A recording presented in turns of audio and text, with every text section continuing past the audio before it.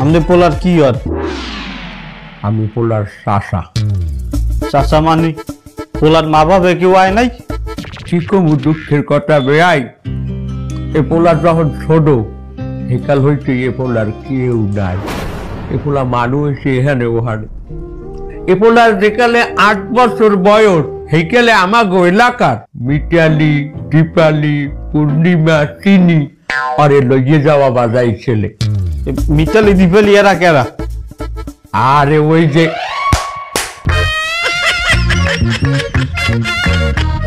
বাপু ওরা আবার যে কোনো অসহায় পোলা পাইন পাইলে ওরা লইয়ে থেকে পালে।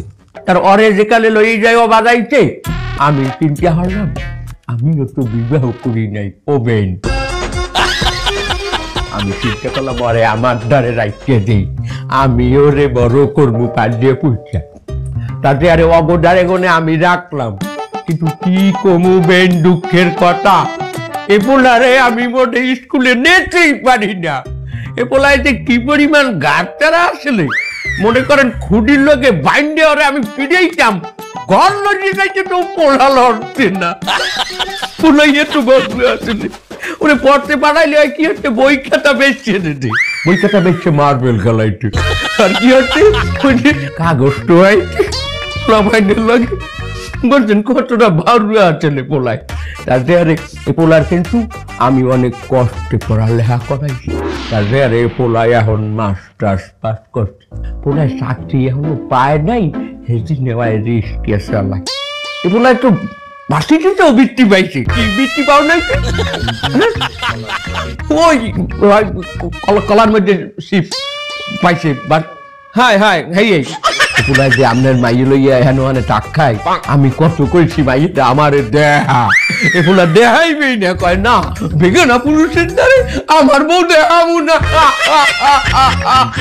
কি পর্দায় রাখছে আপনার মাইয়ে রে। পর্দার কথায় মনে পড়ছে, ও বেন আপনিও পর্দা করেন না, ঘরের মধ্যে মুখ ডাইকে বলছেন। হ্যাঁ কিন্তু বেন আপনার যে চোখ বেন হরিণ কেডার চোখ, এই চোখ দিকে কিন্তু আমার মনে হয় কি কন্দি আমি যদি ভুল না করি আপনার জুয়ান বয়সে একটা জিনিস আছিলেন। যাই হোক একটু মজা হলাম, আমরা কামের কথায় আসি। ও ভাই আমরা দিন তারিখ ঠিক করি ফেলান, আমাদের কোনো সমস্যা নাই। আমরা যে বাইরে চান আমরা সে বাইরে আমরা আয়োজন করতে রাজি আছি। আমার কোনো রিক্সার ম্যাচ আছে। হ্যাঁ থামেন, এ অসভ্য মাতারি, এ হনছো এই ছোট লোকটি কি কয় খয়রাতি খ্যাত গুলায় তোর আর তোর মাইয়ের জোর জবস্তির লগিয়া আমি এই খয়রাতিকে আমার ঘরের সোফায় বওয়ার মতো সুযোগ দিছি। না এই দুই খয়রাতি আমি কোন সময় লাথি মেরে ঘর দিয়ে বাইর করে দিতাম। আমি হয়তো বা গরিব হইতে খ্যাত হইতে, আমি অনেক আগিলা মানুষ, একটু আর কি ভাইলাম হয়তো না বুঝে করছি। কিন্তু আমার যে বাতিজা কয়গুলো পড়াশোনা করছে ডিজিটাল যুগে, ওর যে সার্টিফিস ওগুলো এককালের সব খাঁটি সার্টিফিস। এ তোর ওই বাইবিয়ার তোর বাইশটার ওই সার্টিফিকেট গলায় ঝুলাইয়ে রিক্সা চালাইতে পারাই 10টা বেশি ভাড়া পাইবে। বাইরে হন বাইরে বাইরে কাকু ওঠেন, আপনি ওঠেন ওঠেন, আমি বিয়ে করব না। হ্যাঁ আপনি রকমান ওঠেন, আপনি ওঠেন। এরা তুই যত সব আইছে। কাবুল কাকার কাছে শুনলাম ওই মায়ের বাপ বলে তোর রিজেক্ট করে দিয়েছে। তবে ভাই মন খারাপ করিস না, তুই তো জানিস কাবুল কাকা খুব সহজ সরল মানুষ। তোরা সেই ছোটবেলাতে পেলে খুশি মানুষ করিস, তোরা প্রচন্ড রকমের ভালোবাসে। তুই কিছু মনে করিস না, ওনারা ক্ষমা করে দিস। কাকু কি হারছে যে কাকুরে ক্ষমা হারমু? হ্যাঁ বরং ওই বেড়া ওই মাইয়ের বাপে আমার কাকুরে অপমান হারছে। আর তোরা মনে করিস না যে ওই মাইয়ের আমি এখন পামু না, ওই মাইয়ের বাপে আমার লগে ওই মাইয়ের বিয়ে দেবে না। এই পিনে আমি এককালে যে আবেগের চোটে এক ডেরেঙ্গের পাশে বই আমি একটা গাঞ্জা মাঞ্জা টানমু, ওই ধরনের আবেগ আমার মধ্যে নাই। আমি একটা শিক্ষিত বললাম, আমার অনেক কই টার্গেট আমার কাকুরে যে অপমান হচ্ছে গরিব বললা, এইটার জবাব আমার দিতে হইবে। আমার আল্লাহ যেন প্রতিষ্ঠিত বানাইয়া ওই বেটার সামনে খাড়া করায়, আমার এইটাই টার্গেট। সামনে সেলিম চাচা আমাদের যে চা দিলেন, বড় স্যার কি চা দিয়েছেন? বড় স্যার মানে নতুন ইউনো স্যারের না 2 দিন পর জয়েন করার কথা।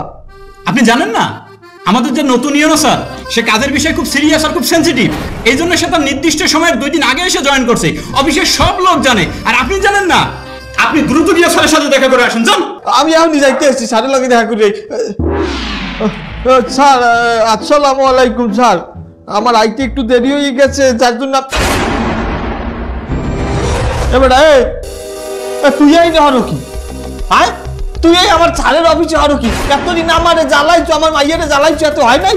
তুই আমার ছাড়ের রুমে বলছো বাইরে বাইরে বাইরে, আমার কথা করে একালে ডাস্টার দিয়ে পিড়েই একালে মাথা আড়াই বাবা বাইরে। হ্যাঁ আয় অসভ্য ছামড়া, আয় তুই এই খারাপ। ও স্যার, এই অসভ্য ছামড়াটা ওই ছাড়ের রুমে কি হয় আপনি জিজ্ঞাসা? আপনাকে সালাম সালাম সালাম।